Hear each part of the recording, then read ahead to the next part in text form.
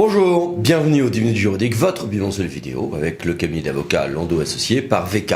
Comme tous les 15 jours, des brèves et un grand dossier qui dans quelques minutes sera responsabilité financière lors des réformes. Mais tout de suite, 15 brèves pour 15 jours. 1. Une très importante ordonnance a été adoptée pour réformer et unifier les régimes propres à l'habitat indigne, insalubre, et aux édifices menaçant ruine, avec une répartition des compétences entre maire et préfet, une procédure qui devrait être plus efficace, qui ressemble plutôt à celle des édifices menaçant ruine, mais avec une intercommunalisation facilitée, une saisine du juge plus aisée et une gestion de l'urgence fortement améliorée. Ceci remplace plus d'une dizaine d'anciennes procédures qui étaient concurrentes ou alternatives. 2. Commande publique. C'est pas encore définitivement adopté. On ne sait pas ce que le juge va en faire, mais quand même, c'est notable. Le gouvernement a fait passer un amendement dans le projet de loi dit ASAP qui reviendrait à assouplir les réponses pour les entreprises qui sont en difficulté et notamment en redressement, ouvrir les marchés des PME à certains contrats globaux, d'accord, mais surtout, à permettre l'octroi de marchés sans publicité ni mise en concurrence pour un peu flou, motif d'intérêt général. Waouh. Plus anecdotiquement, une décision intéressante du juge a été rendue sur la possibilité que l'on a de regrouper plusieurs services ou fragments de services dans une même DSP. SDIS, pas d'indemnité de logement pour le pompier logé, Conseil d'État. L'intérieur de ce côté se réaménage avec un institut des hautes études qui regroupe en fait plusieurs structures dont certaines relevaient du Premier ministre, un délégué ministériel au partenariat stratégie, ok, et un nouveau schéma national du maintien de l'ordre. Relance économique, il y a eu le grand plan de relance, 100 milliards d'euros. Maintenant, voici le volet territorial avec toute une série de fiches, d'informations, les sous-préfets à la relance, des choses tout à fait intéressantes. Et attention, sur les questions d'économie, vous n'avez que jusqu'au 30 septembre pour délibérer, pour participer au fonds de solidarité avec la possibilité de territorialisation des aides désormais. 7. En revanche, si une collectivité maître d'ouvrage a un financement, eh bien, elle doit en afficher de manière permanente le contenu dans les conditions fixées par un décret du 14 septembre. Le Conseil constitutionnel, de son côté, a censuré le régime du forfait de post-stationnement. Il va falloir que l'État revoie sa copie pour qu'on puisse, dans certains cas, saisir le juge sans avoir au préalable à payer ce forfait. De leur côté, les juges administratifs porteront-ils une robe? Prêteront-ils serment? Un nouveau rapport parlementaire, en tout cas, le préconise. Bon, ces 15 derniers jours ont beaucoup été consacrés aussi à parler du jour de carence en ces temps covidiens dans la fonction publique et du décret du 14 septembre sur la reconnaissance des maladies covidiennes en tant que maladies professionnelles. Sur les questions d'eau, d'environnement, 1. Le contentieux individuel des redevances des agences de l'eau relève bien du juge administratif. 2. Rappel, attention, désormais on applique une nouvelle nomenclature des installations loi sur l'eau, IOTA. Décision importante de la Cour de cassation sur les recours des associations en matière de pollution et un décret sur les zones à faible émission mobilité ZFE. 2 décisions du Conseil d'État sur les contrats jeunes majeurs. Et puis, évidemment, un sujet qui a fait beaucoup parler de lui, le nouveau garde des Sceaux confirme que lorsque des élus subissent des injures, le parquet poursuivra bien au titre d'outrage. Nous sommes en post-état d'urgence sanitaire avec un certain nombre de règles dérogatoires jusqu'à octobre. Eh bien, le gouvernement, projet de loi en cours, veut prolonger tout ceci jusqu'au 1er avril 2021 pour éviter que la pandémie nous fasse juridiquement une queue de poisson. Et Légifrance a été lancé, il y a eu un décret du 8 septembre, un lancement le 12 septembre, et un naufrage entre les 14 et 15 septembre. Bon, c'est difficile, tout le monde écope, tout le monde trouve les canaux de sauvetage qu'il peut, mais ça fut quand même un peu compliqué et ça le demeure encore. Un peu de prospective maintenant pour notre grand dossier. Responsabilité financière lors des réformes. La vie financière publique est riche de nombreuses réformes ou en cours.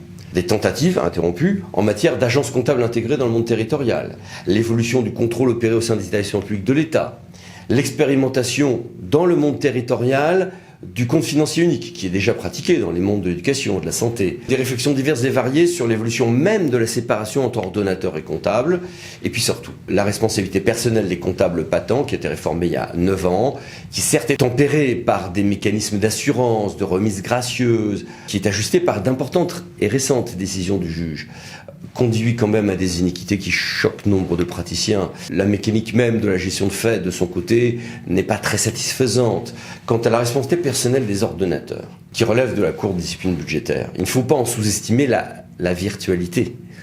D'ailleurs, nombre de voix disent qu'il vaudrait mieux avoir une vraie responsabilité financière des ordonnateurs devant des juridictions financières, à la place de certaines infractions pénales qui, objectivement, ne devraient, pour certaines d'entre elles, pas relever du pénal.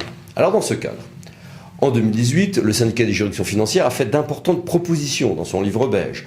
En 2020, il y a 2 rapports concurremment qui ont été demandés à Madame la professeure Stéphanie Damaret, qui va être avec nous dans quelques secondes, et avec Monsieur Basser. Et puis le nouveau premier président de la Cour des comptes, Monsieur Moscovici, a lancé un grand chantier de réforme des juridictions financières sur lequel le voile d'ailleurs n'est pas tout à fait levé. Alors, abordons maintenant, du coup, notre débat avec Madame Stéphanie Damaret, professeure, et Monsieur Roquelet, président du syndicat des juridictions financières. Bonjour. Bonjour Eric, bonjour à tous. Monsieur le Président, dans votre livre beige, quelles propositions élaborez-vous ?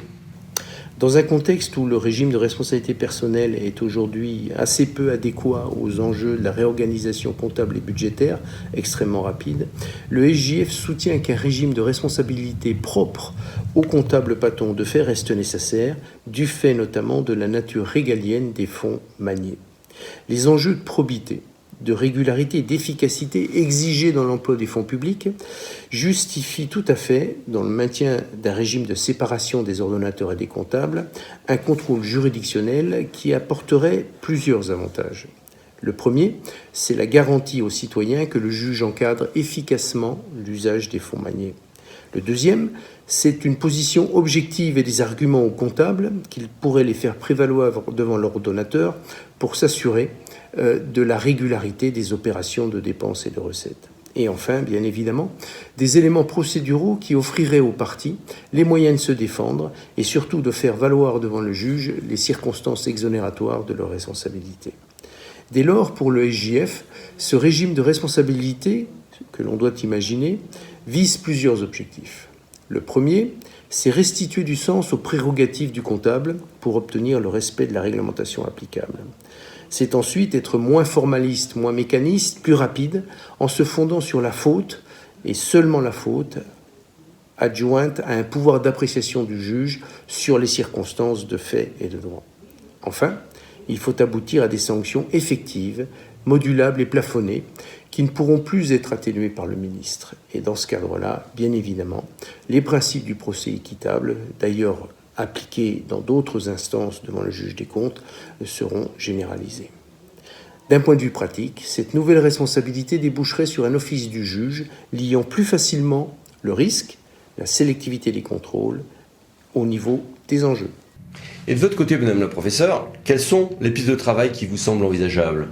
Les réformes qu'il est possible d'envisager résultent de plusieurs constats, et notamment d'une application délicate du nouveau régime de responsabilité des comptables publics tel qu'il résulte de la loi de décembre 2011. Alors que la notion de préjudice financier apparaît difficile d'usage, alors que le ministre dispose toujours d'un pouvoir de remise gracieuse, et également parce que la notion de gestion de fait apparaît en perte de vitesse si l'on considère le nombre de gestions de fait sanctionnées chaque année par le juge des comptes. Pour y remédier, plusieurs mesures peuvent être envisagées.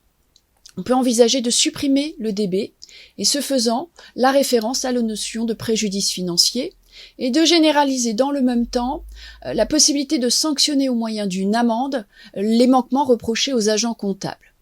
Envisager également de limiter le montant de cette amende, de cette sanction financière, par mois, voire par année de traitement, ce qui éviterait effectivement une sanction qui pourrait atteindre le montant des sommes indûment maniées. Enfin, il pourrait être envisagé d'étoffer la panoplie des sanctions prononcées, envisager qu'un avertissement puisse être prononcé par le juge des comptes avant toute sanction financière. Et restons avec vous pour aborder les autres pistes de réforme qui, selon vous, seraient explorées. Il ne s'agit pas d'autres pistes de réforme à proprement parler, mais de compléter le régime de responsabilité financière qui ne se limiterait pas aux comptables publics, qu'ils soient patents ou de fait, mais serait étendu à l'ensemble des gestionnaires publics. Le régime de responsabilité financière serait ainsi unifié, permettant pour une même gestion publique d'identifier les différents acteurs, leur rôle, leur niveau de responsabilité et la gravité des fautes qui leur sont reprochées. En effet, pour garantir la viabilité du dispositif, il faudrait limiter les sanctions possibles aux irrégularités les plus graves, de manière à ce que l'action publique ne soit pas contrariée par la crainte d'une sanction qui serait trop systématique. Ces voies d'amélioration possibles permettraient tout à la fois de répondre aux attentes du citoyen, des citoyens, de la nécessité de rendre compte de l'emploi des fonds publics et aux nécessités de l'action publique qui ne doit pas être paralysée par un dispositif de contrôle trop invasif. Et du côté du syndicat des juridictions financières, quelles sont vos autres pistes de travail ?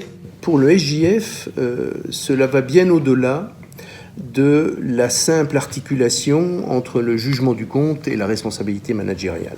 Nous pensons que la notion anglo-saxonne de redevabilité, qui exprime à la fois la qualité d'être redevable, l'exigence de rendre compte et l'exercice d'une responsabilité comme assumée, est assez proche de ce que nous proposons.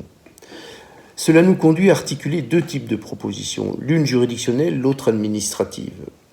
Il faut d'abord que la redevabilité se traduise dans une institution juridique disposant d'une compétence de principe sur les décideurs ou les utilisateurs de fonds publics. Le SJF propose donc un régime autonome de responsabilité des gestionnaires publics pris en leur qualité de dirigeants des administrations publiques, fondé sur trois axes principaux. L'élargissement progressif aux ordonnateurs, y compris élus, du régime de responsabilité des gestionnaires non élus qui existe devant la CDBF. La révision des incriminations, notamment celles à connotation pénale ou de pure régularité juridique, pour les envoyer devant leur juge naturel, et définir le périmètre de cette nouvelle responsabilité administrative. Enfin, créer un premier degré de juridiction, un appel et une cassation, comme aujourd'hui, devant le Conseil d'État. Mais au-delà, nous pensons aussi que la question de la déjuridictionnalisation des contrôles est une question légitime. Et nous proposons donc d'articuler plus étroitement contrôle administratif et redevabilité juridictionnelle pour concrétiser cette responsabilité des décideurs que beaucoup attendent. 3 points également. Renforcer la transparence des décisions par des contrôles plus ouverts en élargissant, sous réserve d'un filtrage, les possibilités de demande de contrôle motivée. Deuxièmement, rééquilibrer le contrôle organique par la création d'une compétence d'évaluation des politiques publiques de niveau régional, débouchant sur des rapports publics plus transversaux et régionalisés. Et enfin, contribuer à la régularité administrative en renforçant la prise en compte des recommandations substantielles adressées aux ordonnateurs par un dispositif de mise en demeure, éventuellement sous astreinte, dès lors qu'elle concerne la méconnaissance d'obligations juridiques majeures ou de comportements graves et réitérés. Mais c'est passionnant. On se reverra bientôt quand le chantier sera réellement lancé. À bientôt. Merci. Au revoir et merci à vous. Au revoir. Pensez à vous abonner juste après. À dans 15 jours.